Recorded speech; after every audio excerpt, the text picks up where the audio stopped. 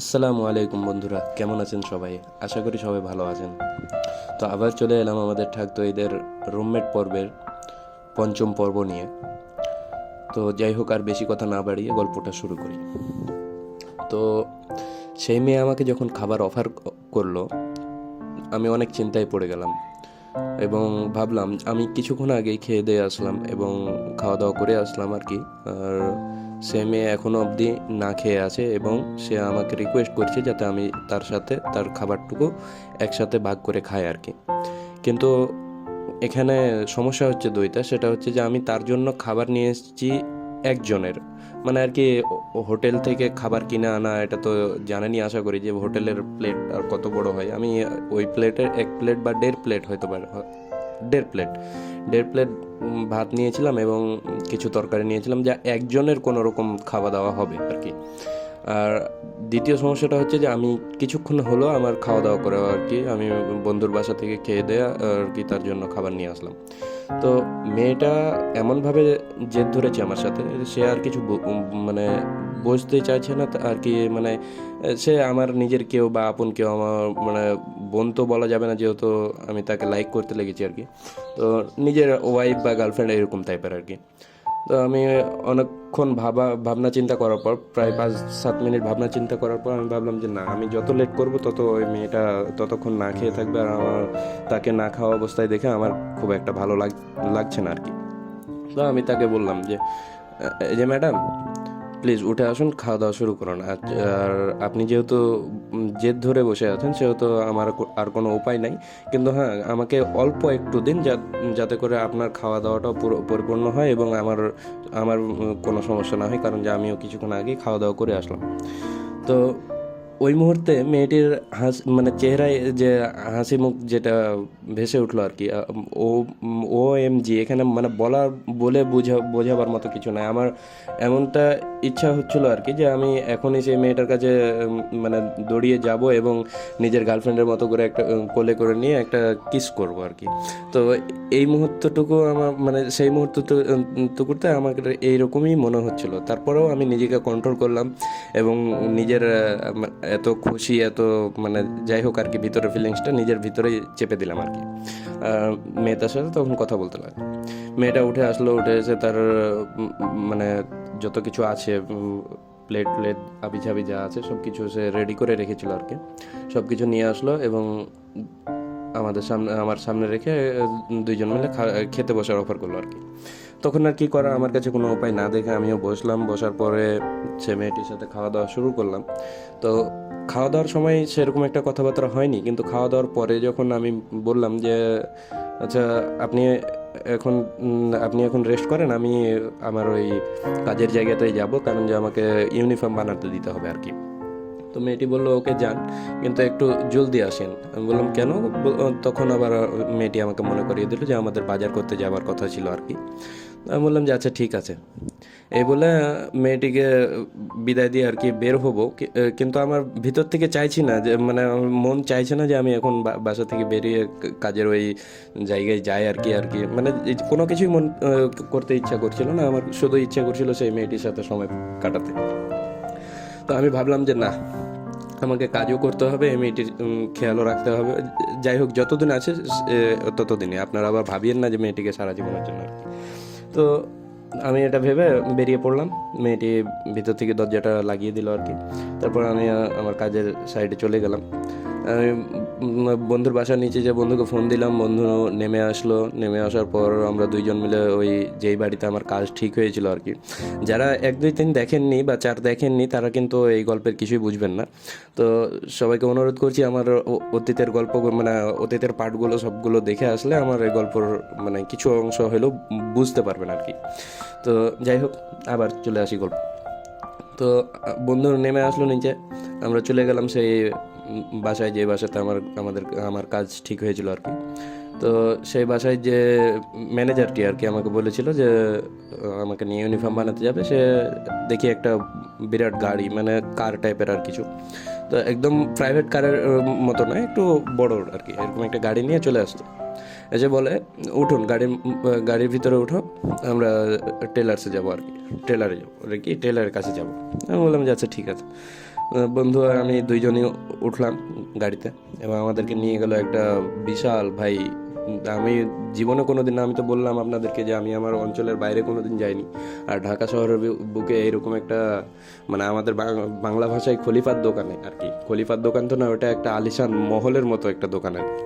তো আমাকে সেখানে নিয়ে গেল একটা টেলর এসে আমার জামা কাপড়ের মাপ নিল এবং বেশি না, ওই 2-5 মিনিটের ভিতরে ছেড়ে দিল। তো লোকটা আবার বললো যে চলো তোমাদেরকে বাসায় ছেড়ে দিয়ে আসি।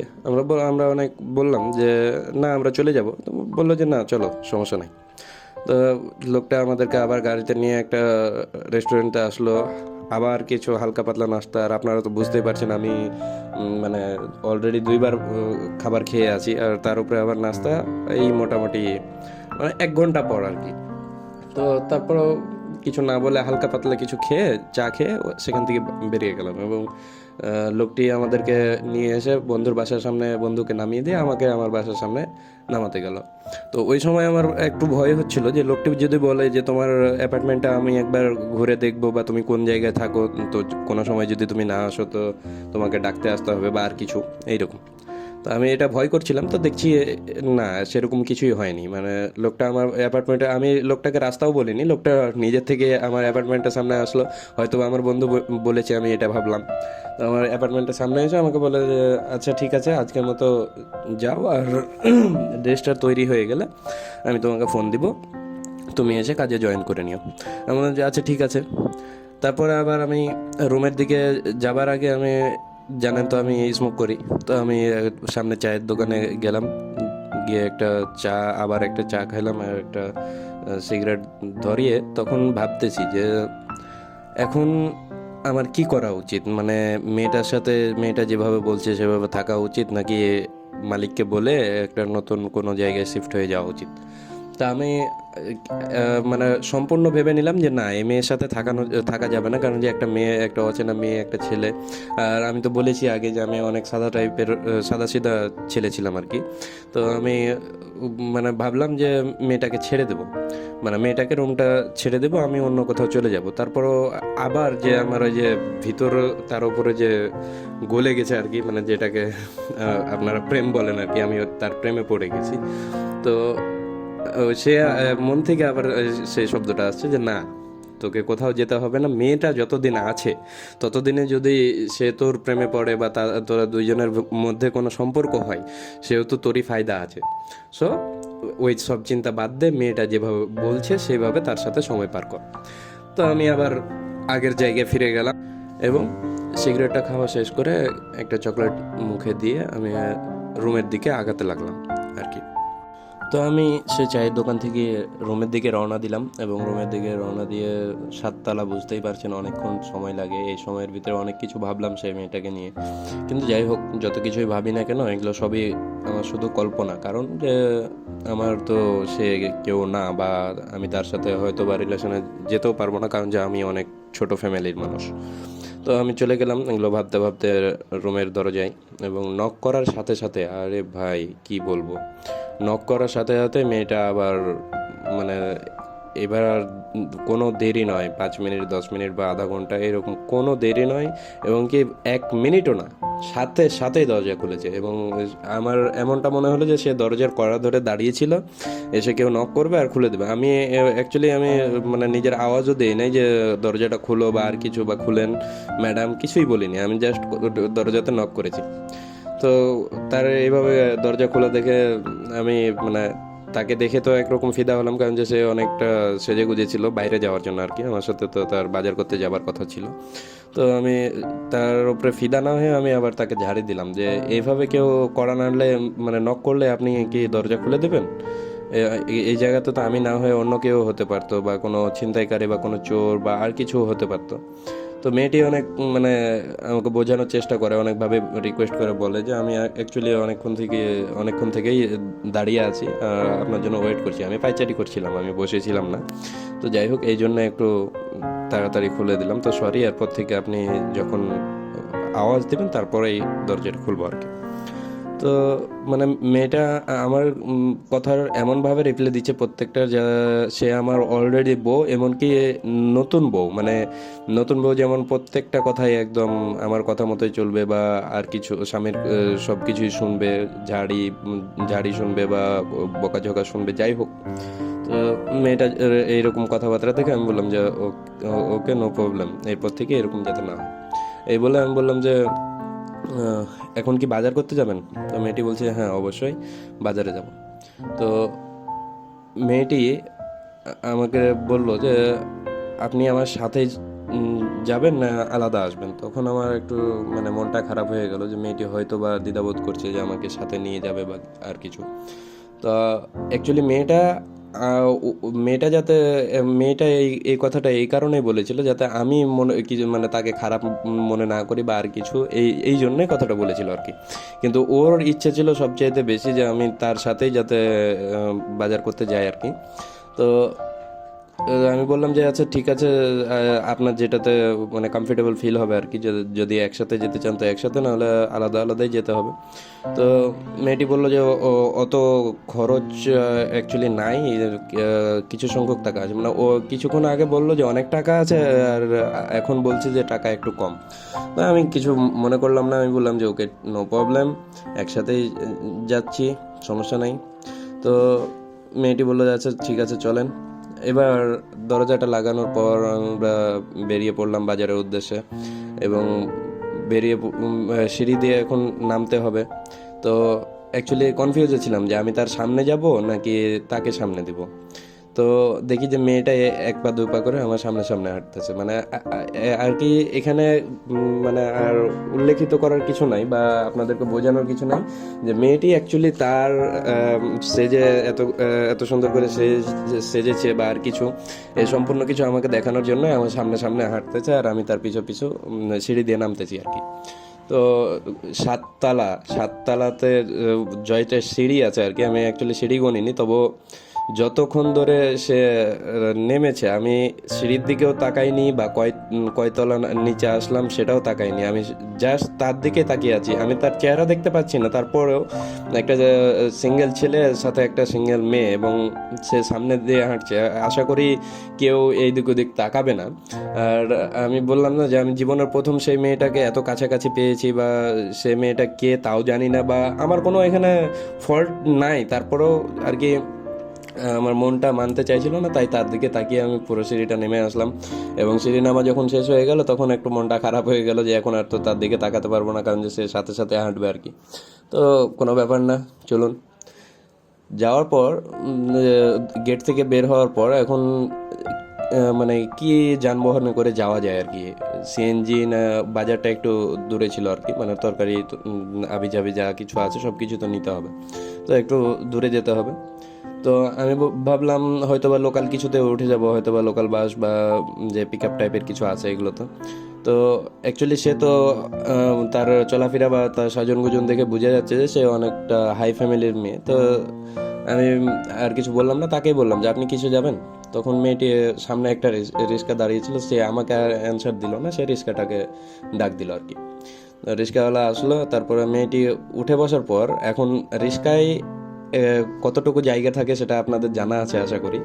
তো সেই রিক্সায় মেয়েটি উঠে যাবার পর আমি মানে দাঁড়িয়ে আছি, আমি রিক্সাতে ওঠার সাহস পাচ্ছি না যে মেয়েটি কি ভাববে, কি ভাবতে মানে তার কাছে হয়তো বা খারাপ হয়ে যাবে, এই জন্য দাঁড়িয়েই আছি। মেয়েটি হুট করে বলে, এত লজ্জা পাচ্ছেন কেন, উঠে আসুন না, দেরি হয়ে যাচ্ছে, অনেক কিছু বাজার করতে হবে। আর ভাই আমি সেই জায়গাতে একদম এতটা পরিমাণে খুশি হয়েছি আর কি, মানে বলা বাহুল্য, আমি কিছুই বোঝাতে পারবো না আর কি। তো আমি উঠতে গেলাম, সব জায়গায় বা সব সিনেমায় বা সব গল্পের কাহিনীতে ছেলে হয়তো বা মেয়েরাকে হেল্প করে, আর এই জায়গাতে মেয়ে আমাকে হেল্প করছে, যে এই আমাকে হাত বাড়িয়ে দিচ্ছে যে আসুন রিস্কাতে উঠে আসুন। আমি সেই মোমেন্টটা যদি আপনাদের ভিডিও করে দেখাতে পারতাম তো সেই রকম হতো। তো যাই হোক, আমি নিজে থেকেই অনেকটা দুঃখিত যে আমি আপনাদেরকে ভিডিও সহ দেখাতে পারবো না। তো আমি তার সাথে রিক্সাতে উঠে বসলাম, বসার পরে আমার একটা অনুভূতি ভাই, আমার শরীরের সাথে তার শরীর একদম ঘিসে আছে এবং রিক্সা চলতে লাগলো। তো ভাই ওই সময় আমি আমার স্বপ্নের শহরে ডুবে গেছি, আর কিছু বলতে পারবো না আপনাদের। তো বাকি অনেক সময় চলে গেছে ভাই, 14 মিনিট পার হয়ে গেছে। তো যাই হোক, অন্য অন্য একটা পার্টে আমি বাকিগুলো আপনাদেরকে এক্সপ্লেন করব আমি কি করেছি না করেছি। তো যাই হোক, সবাই আমার ভিডিওটাকে যদি একটু ভালো লাগে ভাই, আমি আপনাদেরকে আগে বলেছি আমি ভাই একটু পড়ালেখা একটু কম করেছি, যার কারণে আমার কথা বলার ধরনটা একটু অন্যরকম, আমাদের আঞ্চলিক ধরনে আমি কথা বলছি আর কি। তো যাই হোক, সবার কাছে ক্ষমা চাচ্ছি যে যদি আমি সময় নষ্ট করে থাকি আর কি কারো যদি ভালো লাগে তো অবশ্যই ভাই ভিডিওটিকে লাইক করবেন আর চ্যানেলটিকে সাবস্ক্রাইব করবেন। আর যারা অলরেডি করেছেন তাদেরকে অসংখ্য ধন্যবাদ, আর যারা নতুন সাবস্ক্রাইবার তাদেরকেও অনেক অসংখ্য ধন্যবাদ আমার চ্যানেলে এসে আমার ভিডিও দেখার জন্য।